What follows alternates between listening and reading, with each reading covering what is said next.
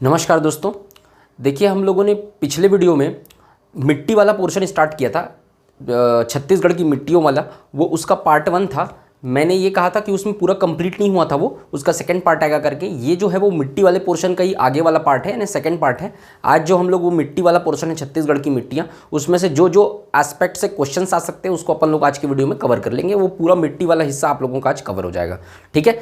तो आप लोग लास्ट तक वीडियो को देखिए। ये वाला जो पोर्शन है वो छत्तीसगढ़ का बहुत इंपॉर्टेंट है।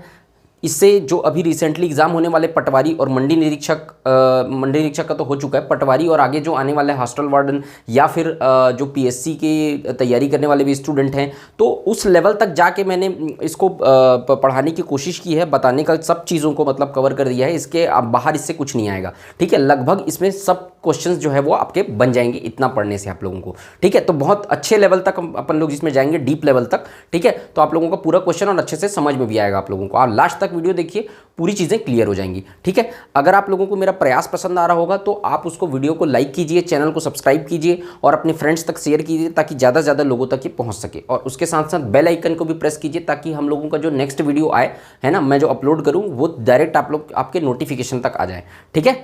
तो हम लोग स्टार्ट करते हैं। जो छत्तीसगढ़ का मिट्टी वाला पोर्शन है, उसका जो पिछला वीडियो आप लोगों ने अगर नहीं देखा है तो मैं डिस्क्रिप्शन में उसका लिंक दे दूंगा, वहां जाके आप पिछला वीडियो पहले देखिए, उसके बाद उसके आगे वाला ये वाला वीडियो देखिएगा तो पूरी चीज़ें समझ में आएंगी, ठीक है। तो अपन स्टार्ट करते हैं। देखिए, दो मिट्टी होती है। देखिए, पहले मैं बताया था आप लोगों को 3 प्रकार की बताया था। एक उदासीन मृदा, उसके लिए पीएच मान कितना होना चाहिए। अम्लीय मृदा, उसके लिए पीएच मान कितना होना चाहिए। और क्षारीय मृदा के लिए तो वो पिछले वाले वीडियो में आप लोग देख लीजिएगा, ठीक है। अम्लीय मृदा के लिए 7 से कम पीएच मान होना चाहिए और क्षारीय मृदा के लिए 7 से अधिक पीएच मान होना चाहिए, ठीक है। तो अब देखिए, अम्लीय मृदा कौन कौन सी मिट्टी है। 5 प्रकार की मिट्टियों के बारे में भी बताया था जो छत्तीसगढ़ में पाई जाती है। तो उसमें देखिए, अम्लीय मिट्टी कौन सी है, उसमें प्रवृत्ति पूछता है, ठीक है ना।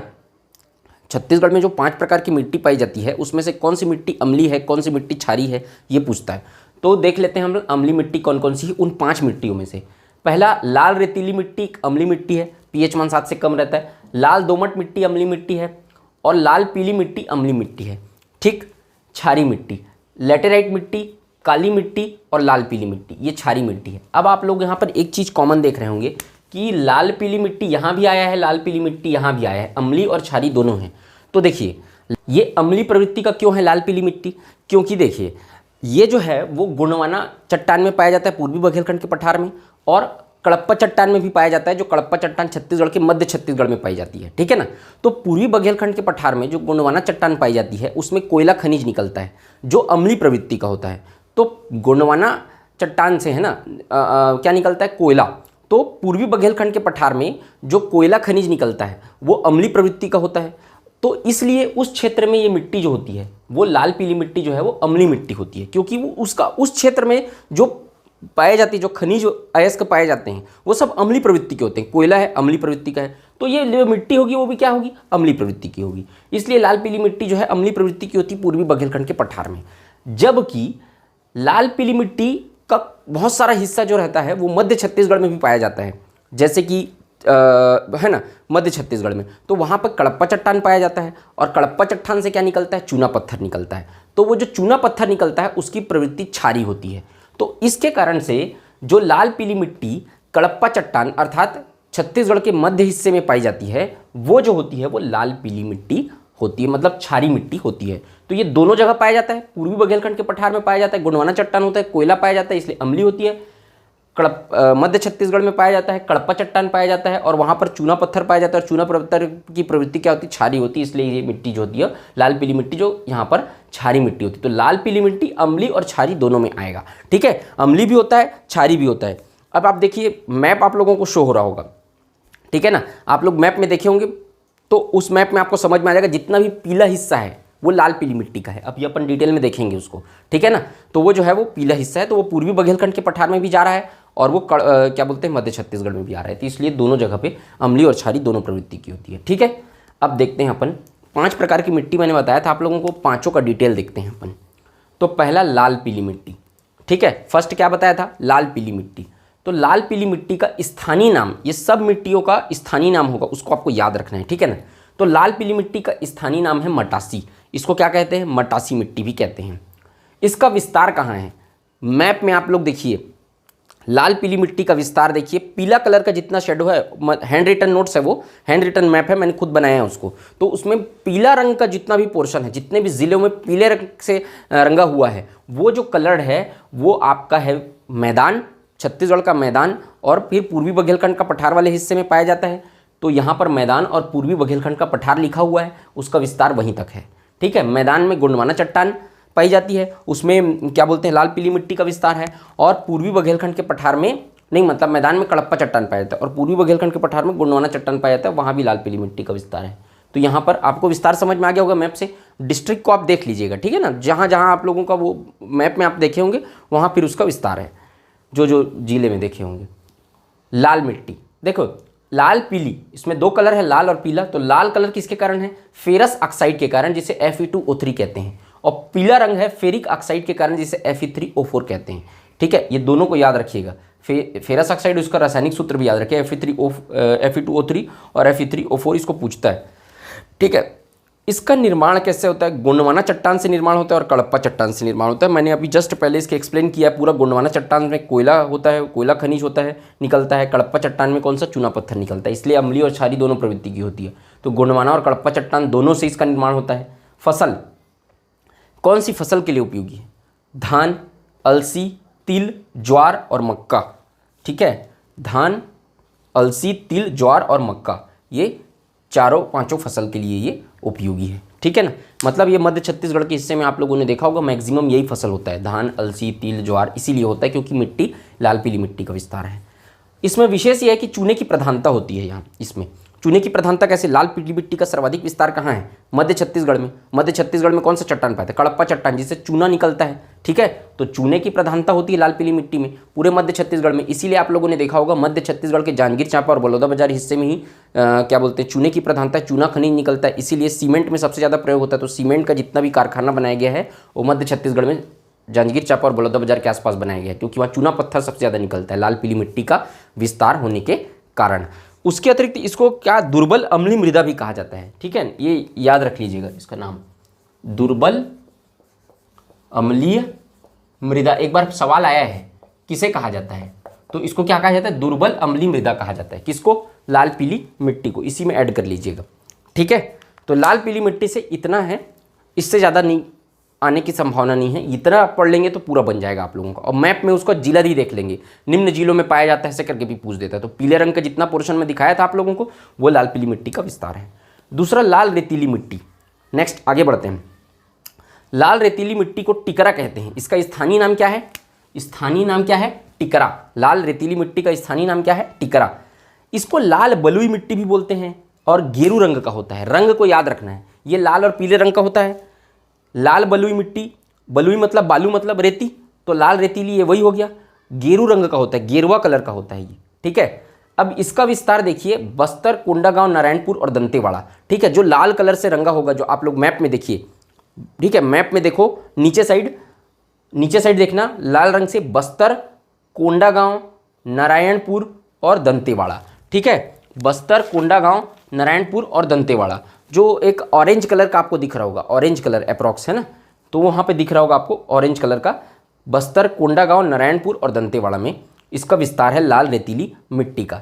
ये किस फसल के लिए उपयोगी है? तो कोदो, कुटकी और मोटा अनाज। ठीक है, कोदो, कुटकी और मोटा अनाज इसमें होते हैं।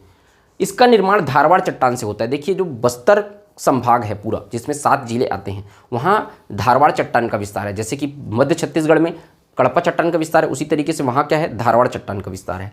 तो ये धारवाड़ चट्टान में, अब चूंकि वो दक्षिण छत्तीसगढ़ में हो रहा है, वहाँ धारवाड़ चट्टान का विस्तार होगा। और ग्रेनाइट और नीस के अपरदन से इस मिट्टी का निर्माण होता है। ठीक है, इसको अलग पॉइंट डाल के लिखिएगा। इसका निर्माण ग्रेनाइट और नीस के अपरदन से होता है। किसका? लाल रेतीली मिट्टी का निर्माण ग्रेनाइट और नीस के अपरदन से होता है। ठीक, ये हो गया आपका लाल रेतीली मिट्टी। इसको टिकरा कहते हैं। स्थानीय नाम बहुत पूछता है, उसको याद रखना आप लोग। ठीक है, तो ये हो गया आपका। अब देखते हैं नेक्स्ट, लाल दोमट मिट्टी। समझ में आ रहा है? कोई दिक्कत होगा तो कमेंट सेक्शन में आपको कमेंट करके पूछिएगा, मैं उसको आंसर दूंगा। ठीक है ना। लाल दोमट मिट्टी, इसको स्थानीय नाम है कछार। क्या नाम है? कछार। अब देखिए इसका विस्तार कहाँ है? सुकमा और दंतेवाड़ा, केवल 2 जिलों में पाया जाता है, सुकमा और दंतेवाड़ा। अब रेड कलर का आप लोग देख रहे होंगे, सबसे नीचे एरो बना हुआ है, ऐसा एरो देखना। लाल दोमट मिट्टी। सबसे नीचे सुकमा और दंतेवाड़ा, मैप में दिख रहा होगा आप लोगों को, वहाँ 2 ही जिले में इसका विस्तार है। बार बार इसका जिला पूछता है, कई बार पूछ चुका है। तो सुकमा और दंतेवाड़ा केवल 2 जिलों में इसका विस्तार है।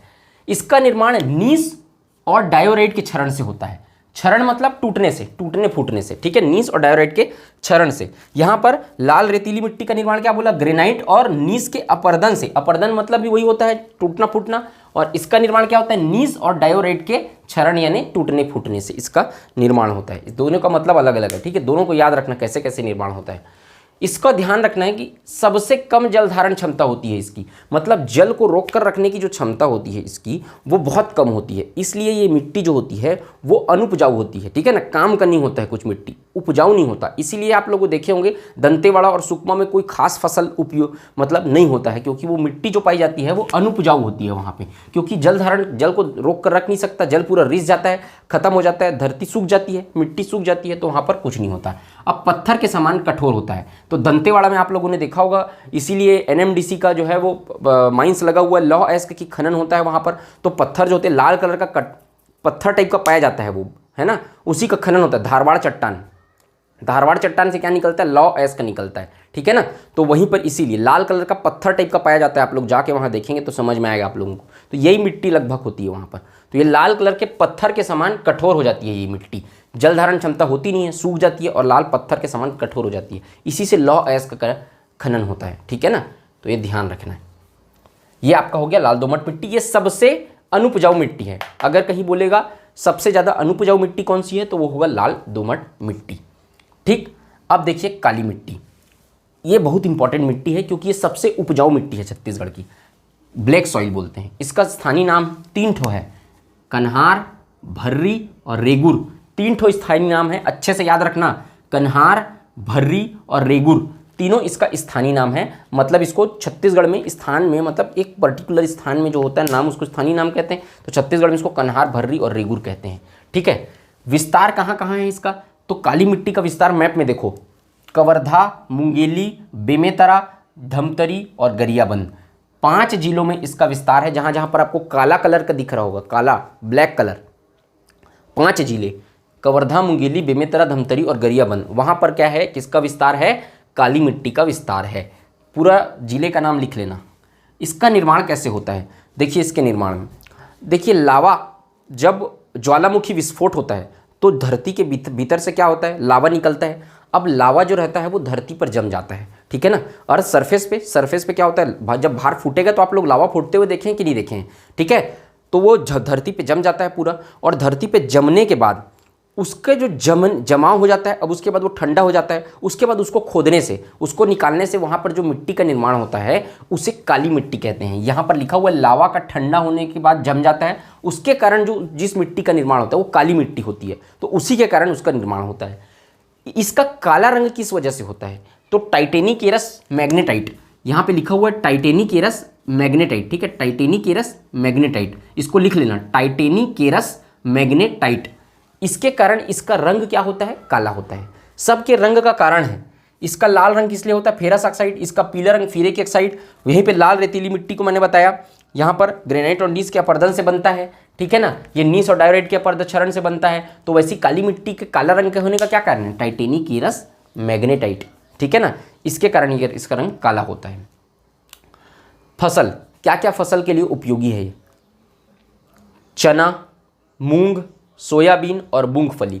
तो इसीलिए आपने देखा होगा कि जिस जिस एरिया में, जिस जिस जिला में मैं इसका नाम बता रहा हूँ, बेमेतरा जैसे आप लोग इकोनॉमिक सर्वे में देखेंगे चना के उत्पादन में पिछले 2-3 साल से बेमेतरा में सबसे ज़्यादा प्रोडक्शन चना का होता है, बेमेतरा जिला में, ठीक है ना। और उधर मूंग, सोयाबीन, ये इसी एरिया में काली मिट्टी जहाँ पाई जाती है वहाँ पर वो फसल बोया जाता है। देखिए फसल कौन सा बोना है उसका निर्धारण मिट्टी के आधार पर होता है। जिसकी मिट्टी जितनी अच्छी होगी वो जिस है ना, वो फसल जो है वो जिस मिट्टी के रूप में अनुकूल होगा, जिस मिट्टी के लिए अनुकूल होगा वही फसल वहाँ बोया जाता है। तो ये सब फसल जो है वो इन जिलों में बोया जाता है जिन जिलों में काली मिट्टी पाई जाती है, ठीक है ना।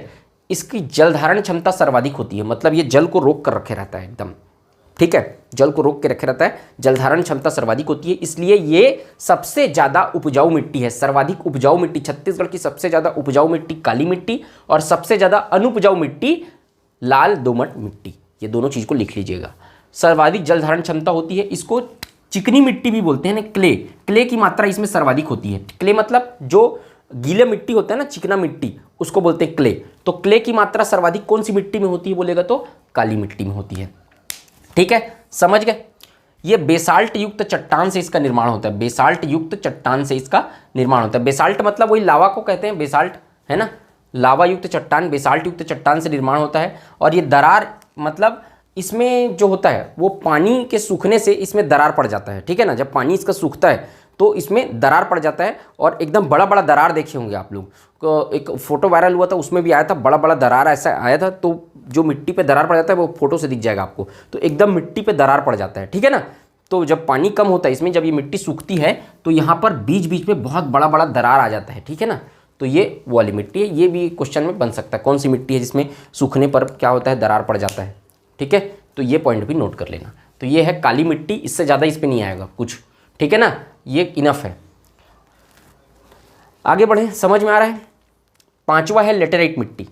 जिला समझ में आ रहा है ना, पूरा पूरा मैप मैं आप लोगों को बता रहा हूँ, जो मैप में पूरा कलर्ड है वो अच्छे से समझ में आ जाएगा। बोर्ड पे बनाता तो क्या है कि समझ में नहीं आता अच्छे से, इसलिए मैं आपको मैप में दिखा रहा हूँ सीधा सीधा। उसको पॉज करिए, जहाँ पे भी मैं बोल रहा हूँ मैप में देखना है करके, विस्तार को पॉज करिए, उसको पूरा देखिए कि कौन कौन से जिले में है, उसको नोट करिए। उसके बाद फिर प्ले करिए वीडियो को और फिर देखिए।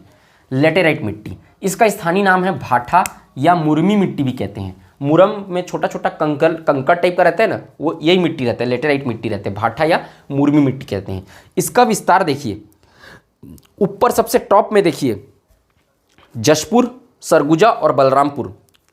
बलरामपुर है ना, यहाँ पे देखिए बलरामपुर, जशपुर और सरगुजा, ये 3 जिलों में लेटेराइट मिट्टी का विस्तार है। सबसे ऊपर टॉप में नॉर्थ ईस्ट साइड में देखिए, सबसे ऊपर राइट टॉप कॉर्नर पे, उसमें आपको दिखेगा ये गेरू रंग का होता है। ये कौन से रंग का होता है, गेरू रंग का। रंग को याद रखिएगा भैया ना, गेरू रंग का होता है ये। कत्थे रंग या गेरू रंग कह लीजिए, कत्था रंग भी बोल सकते हैं, कत्था रंग कह लीजिए, कत्था रंग। ठीक है, निर्माण इसका होता है निछालन से। अब ये निछालन क्या है, निछालन देखिए, जब बहुत ज़्यादा जहाँ वर्षा होता है, बहुत ज़्यादा वर्षा वाले क्षेत्र में जहाँ सब बहुत पानी गिरता है, वहाँ पर क्या होता है कि मिट्टी के ऊपर का जो मेन जो पार्ट रहता है, खनिज, ठीक है, जो पोषक तत्व रहते हैं, जो न्यूट्रिशन रहती है मिट्टी का, जो मिट्टी के सर्वाधिक पोषक तत्व होते हैं, वो पानी के साथ क्या होता है, जब ज़्यादा पानी गिरेगा तो रिस कर नीचे चले जाते हैं। ठीक है, रिस कर नीचे चला जाता है, इसलिए ऊपर एक सोडियम का परत बिछ जाता है। मिट्टी के ऊपर क्या हो जाता है, सोडियम का एक परत बिछ जाता है। तो इसी प्रक्रिया को निछालन कहते हैं। किस चीज़ प्रक्रिया को निछालन कहते हैं कि भाई पानी सर्वाधिक वर्षा, अधिक वर्षा के कारण मिट्टी के पोषक तत्वों का रिस कर नीचे चला जाना ही निछालन प्रक्रिया कहलाती है। तो निछालन प्रक्रिया के द्वारा किसका निर्माण होता है, लेटेराइट मिट्टी का निर्माण होता है। ठीक है, निछालन प्रोसेस समझ में आया। अधिक वर्षा होने के कारण मिट्टी के पोषक तत्वों का रिस कर नीचे चले जाना और ऊपर एक सोडियम का परत बिछ जाता है। पानी ऊपर होता है क्योंकि, इसलिए सोडियम का परत बिछ जाता है, तो उसी को कहते हैं निछालन प्रोसेस। उससे किसका निर्माण होता है, लेटेराइट मिट्टी का निर्माण होता है। अब देखिए कि छत्तीसगढ़ के रिस्पेक्ट में सबसे ज़्यादा वर्षा वाला कौन सा क्षेत्र है, तो वो नॉर्थ ईस्ट वाला जो पोर्शन आप लोगों ने देखा होगा मैप में, वो बलरामपुर, जशपुर में सबसे ज़्यादा वर्षा होता है। सबसे ज़्यादा वर्षा वाला क्षेत्र कौन सा है, अबूझमाड़ क्षेत्र। लेकिन सबसे अधिक वर्षा वाला जिला कौन सा है, जशपुर जिला। ठीक है ना, वहाँ बहुत वर्षा होता है। तो जशपुर, बलरामपुर और सरगुजा क्षेत्र में सबसे ज़्यादा वर्षा होता है। तो जहाँ भी सबसे ज़्यादा वर्षा होगा वहाँ लेटेराइट मिट्टी होगी। जलवायु का बहुत प्रभाव पड़ता है मिट्टी निर्माण में। तो जलवायु का प्रभाव यहाँ ऐसे देखिए, भारत के रिस्पेक्ट में देखेंगे तो वेस्टर्न घाट जो है, पश्चिमी घाट, वहाँ सबसे ज़्यादा वर्षा होती है। और कहाँ होता है, आपका मेघालय में सबसे ज़्यादा वर्षा होता है, मासिनराम। ठीक है ना, वहाँ पर चेरापूंजी जो बोलता है, चेरापूंजी मासिनराम में सबसे ज़्यादा वर्षा होता है। तो जहाँ जहाँ सबसे ज़्यादा वर्षा होगा वहाँ पर क्या होगा, लेटेराइट मिट्टी पाई जाएगी। तो छत्तीसगढ़ में बलरामपुर, जशपुर और सरगुजा में सबसे ज़्यादा वर्षा होता है, वहाँ निछालन प्रोसेस होता है। यहाँ पर क्या होता है, लेटेराइट मिट्टी पाई जाती है। और किस मिट्टी का निर्माण ऋतुक्षरण पद्धति से होता है बोलेगा, तो ऋतुक्षरण भी यही है लगभग। देखिए ऋतुक्षरण क्या होता है, जब बहुत वर्षा होती है तो चट्टानों का एक भाग टूटकर नीचे गिर जाता है और उसके बाद फिर से एक परत बिछ जाता है, फिर से पानी गिरेगा तो चट्टानों का जो भाग है वो एक पपड़ी जम जाती है, पपड़ी जो होता है वो टूट फूट के नीचे गिर जाता है। तो ये इसको बोलते हैं ऋतु क्षरण पद्धति। बार बार वर्षा के कारण वो जो चट्टान का जो भाग है वो टूट कर नीचे गिर जाता है और उन बुरादे से, उस चट्टान के बुरादे से मिट्टी का निर्माण होता है, उसे ऋतु क्षरण कहते हैं। ऋतुओं द्वारा चट्टान के या पत्थरों का क्षरण, उसको ऋतु क्षरण कहते हैं। तो ऋतु क्षरण पद्धति से भी लेटेराइट मिट्टी का निर्माण होता है। निच्छालन प्रोसेस से किस मिट्टी का निर्माण होता है, तो वो भी लेटेराइट मिट्टी का ही निर्माण होता है। ये किस फसल के लिए उपयोगी है, तो बागवानी फसल। बागवानी फसल मतलब चाय, कॉफ़ी, लीची। तो यहाँ पर देखे होंगे आप लोग चाय, जसपुर में चाय ही तो होता है, चाय का खेती होता है वहाँ जसपुर में, अभी देखे होंगे आप लोग, ठीक है ना। तो प्रोसेसिंग सेंटर में सरगुजा में बनाया भी जा रहा है उसका। तो चाय बागवानी फसल, इसको ब्रैकेट में लिख लीजिएगा, चाय, कॉफ़ी और लीची, ये फसल के लिए ये उपयोगी होता है। इसके अतिरिक्त ये भवन के निर्माण के लिए भी उपयोगी होता है। इससे ईंट निर्माण होता है। ईंट के निर्माण के लिए सबसे उपयुक्त मिट्टी कौन सी, ईंट देखते हैं ना लाल ईंट, उसे लेटेराइट मिट्टी से उसका निर्माण होता है। लेटेराइट मिट्टी उसके लिए सबसे ज़्यादा उपयोगी होती है। और चूंकि ईंट निर्माण में उपयोग है इसलिए भवन निर्माण में भी इसका के लिए सबसे अच्छी मिट्टी है ये, ठीक है। ये कत्थे रंग की होती है, इसको भी ध्यान रखना। कौन से रंग की होती है, कत्था रंग की। तो ये है आपका लेटेराइट मिट्टी। ये पूरा समझ में आया कि नहीं आया, नहीं आया होगा तो कमेंट सेक्शन में पूछ लेना, ठीक है। तो अब ये थोड़ा सा पोर्शन मिट्टी का और बच गया है, उसको अपन देख लेते हैं। देखिए अब ये थोड़ा सा हिस्सा इसको मिट्टी वाला बचा हुआ है कि उत्तरी छत्तीसगढ़ और मतलब दक्षिण छत्तीसगढ़ में कौन कौन सा मिट्टी पाया जाता है। तो यहाँ पर अन्य मिट्टियाँ देखिए, वो जितना मिट्टी बताया उसके अलावा एक मटासी और कन्हार के मिश्रण पर, मतलब मटासी मतलब लाल पीली मिट्टी, इसका जो स्थानीय नाम है वो मटासी है, और कन्हार, ये दोनों के मिश्रण पर कौन सी मिट्टी बनती है, डोरसा मिट्टी एक पाई जाती है। डोरसा मिट्टी, डोरसा मिट्टी कहाँ पर, मटासी और कन्हार जहाँ पर मिलते हैं, मतलब उनके मिश्रण के होता है, मतलब उनके मिश्रण पर मटासी और कन्हार मिट्टी के मिलने से कौन सा मिट्टी बनता है, मिश्रण से डोरसा मिट्टी का निर्माण होता है। तो डोरसा मिट्टी का निर्माण किनके मिश्रण से होता है, मटासी मतलब लाल पीली मिट्टी, स्थानीय नाम है लाल पीली का, और कन्हार मतलब काली मिट्टी, इन दोनों के मिश्रण से कौन सी मिट्टी का निर्माण होता है, डोरसा मिट्टी का निर्माण होता है। ये कहाँ पर पाया जाता है, छत्तीसगढ़ के मैदान और दंडकारण्य के पठार के मिश्रण पर पाया जाता है। मतलब छत्तीसगढ़ का मैदान और दंडकारण्य का पठार, देखो मैं मैप से बता देता हूँ आप लोगों को यहाँ पर, ठीक है। ये दंडकारण्य का पठार है आपका पूरा बस्तर संभाग, दंडकारण्य का पठार बस्तर संभाग जो है वो, और ये आपका छत्तीसगढ़ का क्या है, बीच वाला मैदान। तो ये जहां पर मिलेगा, मतलब ये वाला हिस्सा, ये वाला जो हिस्सा है उस पे कौन सी मिट्टी पाई जाती है, डोरसा मिट्टी पाई जाती है। ये वाला हिस्सा, ये दोनों जहां पे मिल रहा है, मतलब एक तरीके से आप समझिए कोंडागांव है ना, नारायणपुर और कांकेर, ये वाला जो हिस्सा है छत्तीसगढ़ का मैदान और दंडकारण्य का पठार जहां पर मिलता है, वहां पर बीच में पाया जाता है, यहाँ पे लिखा हुआ है ना, डोरसा मिट्टी, ठीक है ना। तो इसको नोट कर लीजिएगा आप। एक ये हो गया। अब देखिए दक्षिणी क्षेत्र, मतलब ये वाला क्षेत्र, ये वाला क्षेत्र, यहाँ पर कौन कौन सा मिट्टी पाया जाता है। तो जो दक्षिणी क्षेत्र में एक दंडकारण्य के पठार में मैं मिट्टी बताया हूँ, कौन सा, लाल रेतीली पाया जाता है, और कछारी मिट्टी, लाल दोमट, वो पाया जाता है। उसके अलावा दक्षिणी क्षेत्र या बस्तर क्षेत्र में यहाँ पर पाया जाता है मरहान, टिकरा, माल और गभार। चार मिट्टी याद रखना, मरहान, टिकरा, माल, गभार। इसको देखो ढलानों पे, अब ऐसा पूछेगा दक्षिणी क्षेत्र के ढलानों पे पाई जाने वाली मिट्टी का नाम क्या है, तो ये होगा मरहान, टिकरा, माल, गभार। ये चारों मिट्टी भी ये वाले क्षेत्र में पाई जाती है। अब इसका क्रम याद रखना है, सबसे ऊपर, ये नीचे से ऊपर का क्रम है, ठीक है। सबसे नीचे क्या पाया जाएगा, सबसे नीचे गभार, मतलब भूमि में सबसे नीचे हिस्से में क्या, गभार, उसके ऊपर माल, उसके ऊपर टिकरा और उसके ऊपर मरहान। सबसे ऊपर में मरहान रहेगा, मतलब ये नीचे से ऊपर जा रहा है, ठीक है, ये नीचे से ऊपर जा रहा है। इसका ट्रिक है एक, माटीला मार। माटीला मार में क्या होगा, मरहान, टी से टिकरा, ल से माल और मार मतलब गभार। तो इसको याद रख लें, 1 2 3 और ये 4, इसको नोट कर लेना, ठीक। उत्तरी क्षेत्र, उत्तरी क्षेत्र मतलब कौन सा क्षेत्र, ये वाला क्षेत्र, सरगुजा संभाग वाला क्षेत्र। यहां पर 4 मिट्टी पाया जाता है, टिकरा, छावर, गाज छावर और बहरा। ये भी नीचे से ऊपर, मैं जैसे बताया, ये सबसे नीचे में बहरा, उसके ऊपर गाज छावर, उसके ऊपर छावर और उसके ऊपर टिकरा। तो ये ऊपर से नीचे का क्रम है, टिकरा, छावर, गाज छावर, बहरा। इसको ऐसे याद रखना, TCGB, टिकरा, छावर, गाज छावर, बहरा। सबसे ऊपर में टिकरा, फिर छावर, फिर गाज छावर, फिर बहरा। तो ये है आपका पूरा जो मिट्टी वाला पोर्शन है वो मैंने आपको कंप्लीट कर दिया है।